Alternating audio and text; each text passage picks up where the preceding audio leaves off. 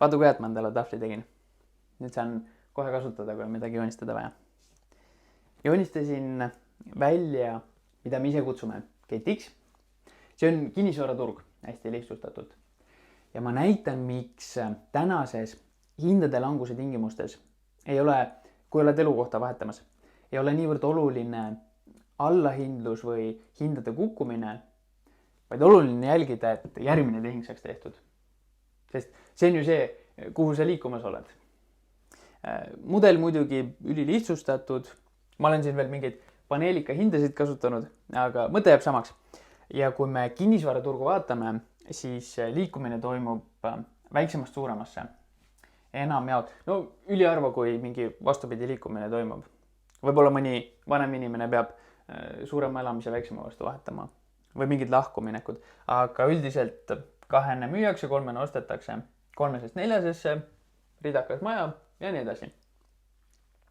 Kus nüüd raha tuleb turule, on see, kui mõnel noorel on sissemakse kogutud, võib-olla vanemad ka toetavad, võtavad laenu juurde ja ostavad mingi väikese korteri, no kas 1 või 2.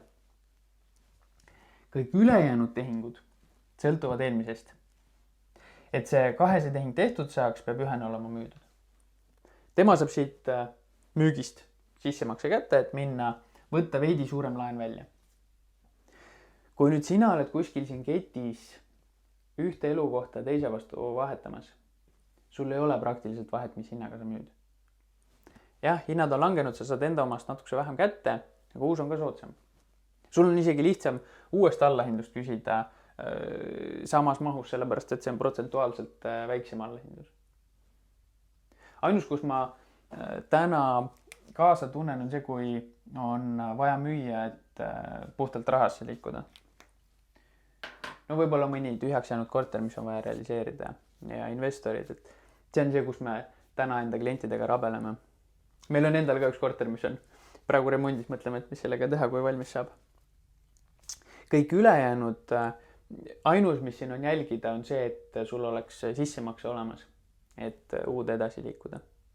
Tänasel turul isegi need, kes alles turule sisenevad, nemad isegi võidavad.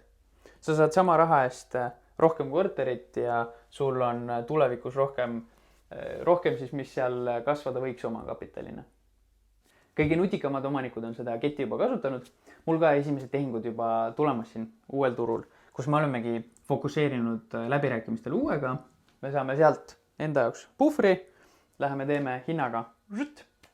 Tehingud ikka toimuvad. Ja kui me olemegi turul kõige atraktiivsem pakkumine, siis me saame enda liikumise tehtud. Kui said siit uusi mõtteid, pane subscribe. Näeme ka järgmisel korral. Tahvli sai nüüd suuremaks, mul on nüüd uut valgust vaja. Aga näeme juba siis. Tšau!